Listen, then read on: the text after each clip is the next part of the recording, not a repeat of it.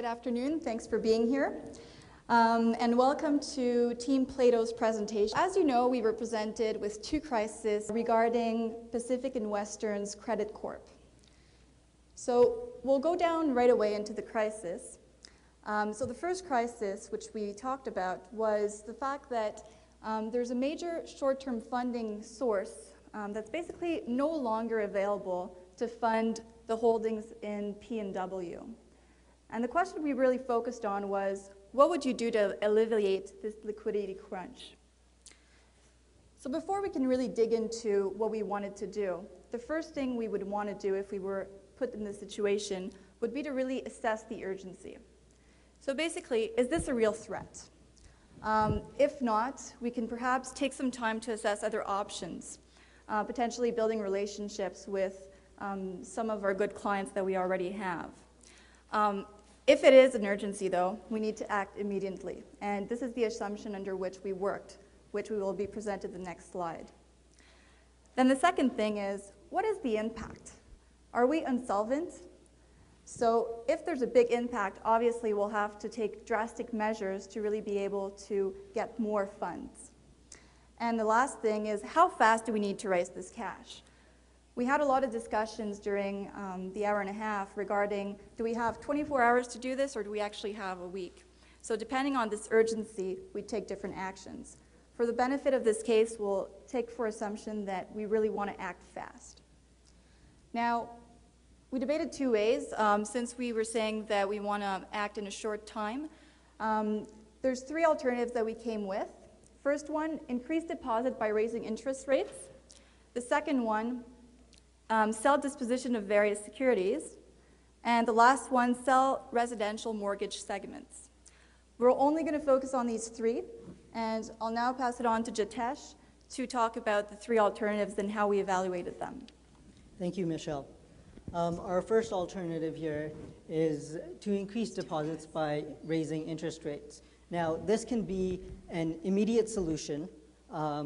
It can be a temporary solution, meaning that once we've raised it, we could probably go back and put them back down if we've decided that we acted too rash. Of course, there are implications for this, but an advantage is that it can be temporary. Under management control, we mean that this is truly under our control. We get to decide whether the interest rates go up, whether they come down. These are our securities. Number four, this raising interest rates will not affect our core business. Our core business consists of business loans and government lending.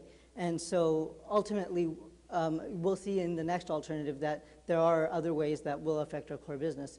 The cons, however, is the high cost of capital that will result from the increase in interest rates. The possibility that the market may not have confidence once there is this credit crunch in our company. And the last part is that the estimated gain from the increased rates are not realized. We're working under the assumption that we got yesterday that a 16 basis point increase in rates will result in a $100 million increase in deposits. Now, whether this is true or not, we weren't able to assess in an hour, but we're working under the assumption from yesterday. Alternative two is disposition of assets. Please do excuse the mistitled up there. It's disposition of assets. The positive of this can be that it can be an immediate solution, but we'll also see that it may not be an immediate solution in that it depends on how fast we can really dispose of these assets. We've got controlling interests, we've got minor securities. It depends on what we're actually looking at. We can raise up to $222 million if we disposed of securities, again, under management control, and it will not affect core business. Cons, this is the final solution. There's no going back. Once we've sold these securities, we're going to be realizing a loss given that there's been a lot of mark-to-market adjustment. Alternative three is sell the residential mortgage segment. Recently, we purchased insured residential mortgages, which aren't part of our core business, which again is government lending and business lending. And so ultimately, we haven't started up on this. And this morning, we we concluded that residential mortgages really doesn't fit in with our core strategies of low risk.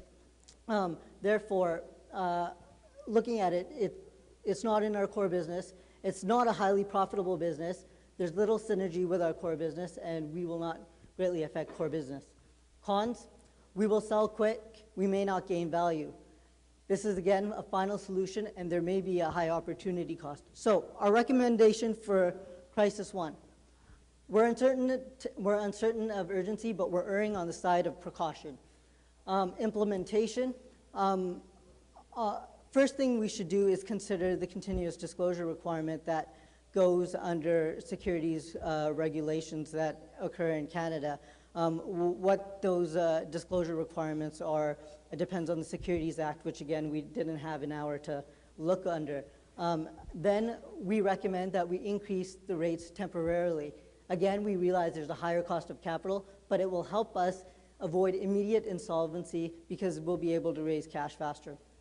And it'll allow us to increase our cash reserves from greater amount of deposits. Then this will give us time to truly assess our situation and then really take a look at long-term solutions. Possibly issue debt, equity, sell securities, maybe the residential mortgage area. Of course, these all have their pros and cons, but we're acting in the immediate. Now I'd like to pass the presentation along to Joe, who will take a look at the second crisis. Okay, thanks very much, Tijas.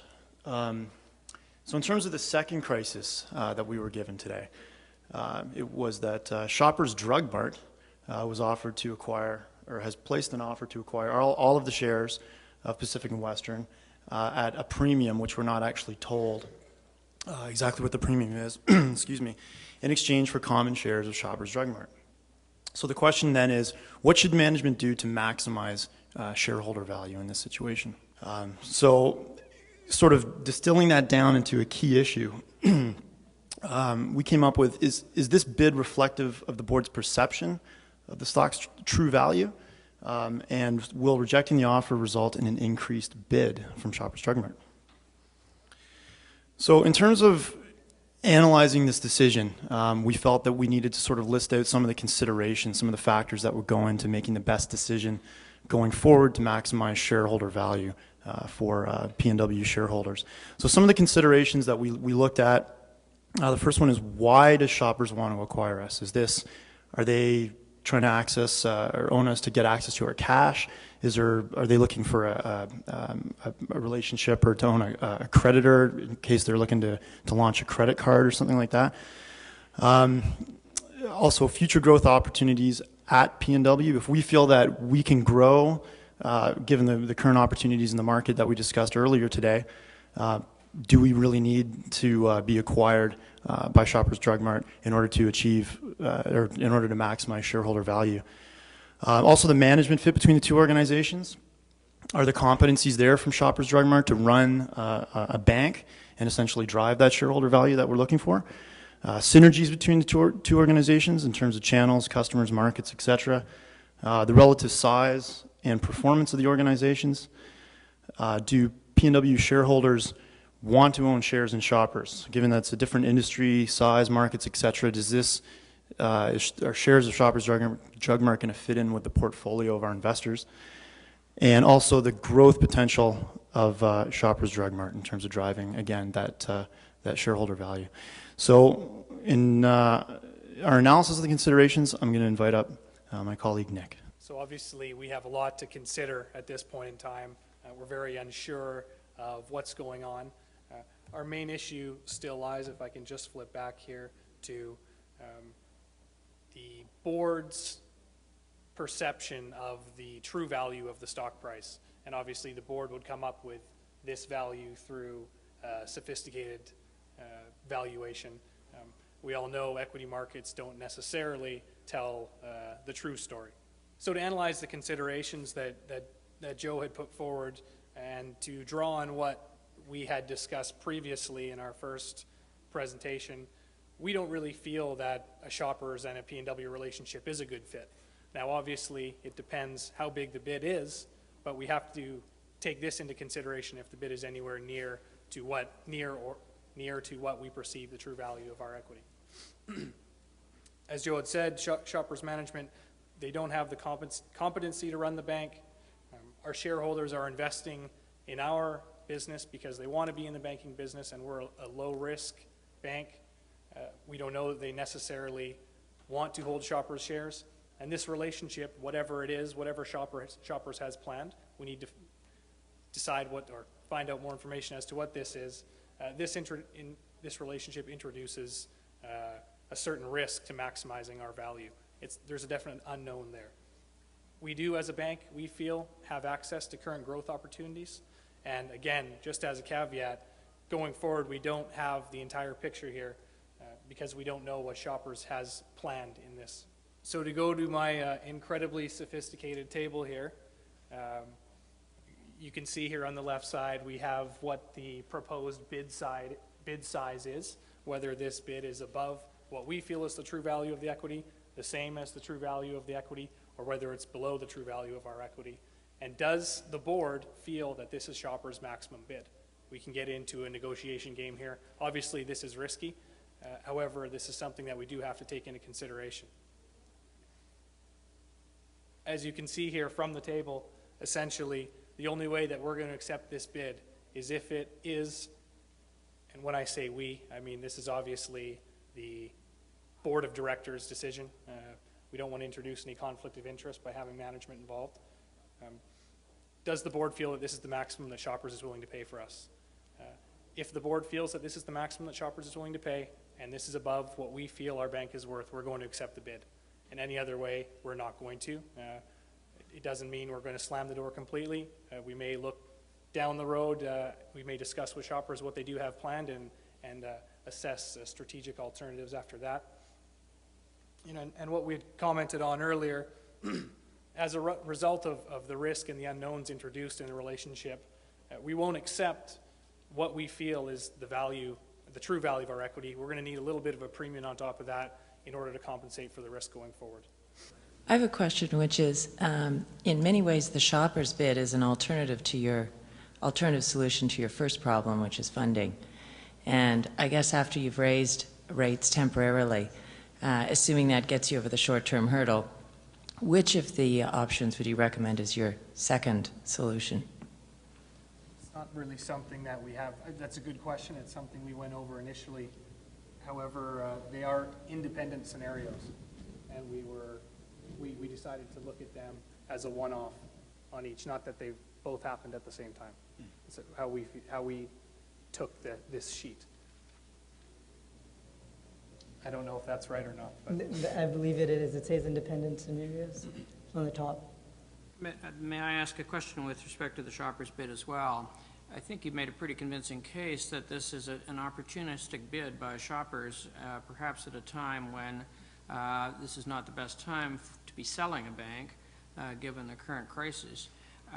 Do you have a strategy for appealing to the shareholders to try to convince them that this is not a good time to sell, that you have strategies and plans that will lift this bank as it works through some of the strategic plan? Yeah, I can handle that question. In our presentation this morning, we looked at several of the growth opportunities that the P&W is presented with at this point in time, and one of their core strengths is in construction projects, in particular in government-funded construction projects in terms of schools and hospitals and things like that. And given P&W's excellent liquidity position at this point in time, we feel that they have they can really capitalize on this opportunity right now to become the primary lender for a lot of these government construction projects. And so we really feel that going forward, this is where they want to focus their business, and this will really drive shareholder value over the next period of time. And I think that is the angle that we would take to our shareholders, to just sort of hold on tight for the next little while. We are in a really good position in an otherwise troubled market. Just to add to that, for one point, this is our core competency here. We have P&W has experienced a higher willingness to pay from its borrowers for our positioning in these bids. And not only is it our core competency, we do feel that it's a good environment for that. During tough economic times, quite often the government will spend its way out of it by keeping infrastructure going. So we think what we're good at is there's going to be a good market for that going forward, and we think we'd use that probably better than we said it, but that kind of explanation going forward to try and convince them not to take the bid. And do you think you're well positioned to be able to make this case to shareholders then at this point? I think we are. Again, going back to our earlier presentation, which unfortunately you guys didn't get to see, it was that great. We made the case that, again, the company was going in several different directions, but ultimately, again, just to touch upon Nick's point, is focus on our core competencies. But let's take a look at the overall environment that our company is operating under. While the major players, which we sort of considered competitors, are sort of strapped for cash, sort of cutting their base, this morning we were trying to figure out how should this bank grow. That's a fantastic proposition to even take to the shareholders and say, look, we are in a unique position, and this is not a bank that you really want to sell. These are not securities that you want to leave. I'm wondering if there's any effort or any thought put to taking the recommendation to the board to set out a process where you might look for other partners, another bidder, if the assessment was that the competency of Shoppers Drug Mart wasn't good, there wasn't a natural fit there. If you're one of your key goals here is to make sure that you get a bid that reflects true value of the company, would you recommend that the company seek other possible partners? And if so, any idea who or how? Well, I think that you would have to look at whether or not we intend on selling the company at this point in time, and that's not something that we've really that came up in our discussions. Again, this bid from Shoppers Drug Mart was sort of an out-of-the-blue takeover bid. So I think from our point of view, again, going back to the discussion we just had surrounding the growth opportunities that are presented to P&W and the unique and strong position that they're in right now, I don't feel that we would be recommending that the company seek out another bid at this point in time. We feel that they have the liquidity necessary to achieve significant and excellent growth over the next period of time. Do you think the growth opportunities are still there in light of the deposit issue? So if deposits they're relying on are shrinking. That changes everything, doesn't it? Well, of course, that extra cash that we had this morning that we could sort of go around and throw around and sort of throw around is no longer there anymore. But again, we feel that there are people that are staying out of the market. There are people out there that are holding on to cash that they really want to invest in really riskless sort of projects. And I think that our bank can offer that. We didn't enter this position because of bad management decision.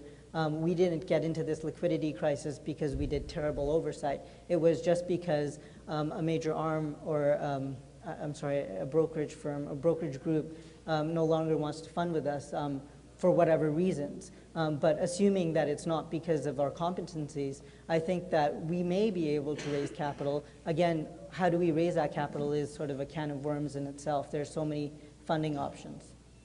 And one thing just to add to that is that this morning we discussed the sale of VersaBank, and probably Nick can support a little bit about that issue.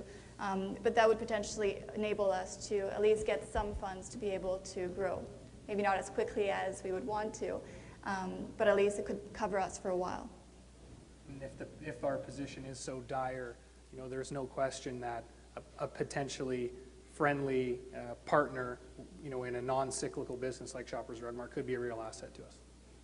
Can I ask you a question about your raising the interest rates on deposits? I understand the reason why you could see that assisting with the liquidity crisis. And yet, what do you think that the market perception would be if a bank all of a sudden started to raise the interest rates that it was paying depositors particularly in an environment where interest rates around the world seem to be plummeting, in the UK and Europe, in the US, and also in Canada. Do you have a concern that that could itself undermine the confidence in the bank?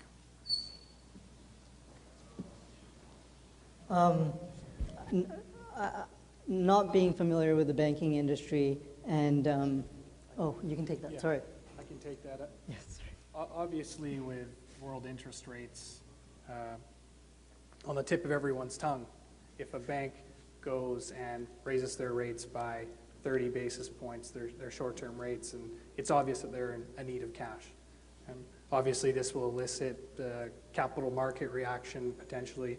Potentially, we could have people pulling deposits out of our bank, and it could create a bigger problem than that. So, I mean, to answer your question, yeah, of course. Back just again on your growth point, not having heard your excellent presentation from the morning, but as the bank grows and you're having to raise rates to attract deposits, how does that impact the shareholders in the non-sale strategy? So you don't sell to shoppers, you continue to grow the bank. What do the shareholders' returns look like in that scenario?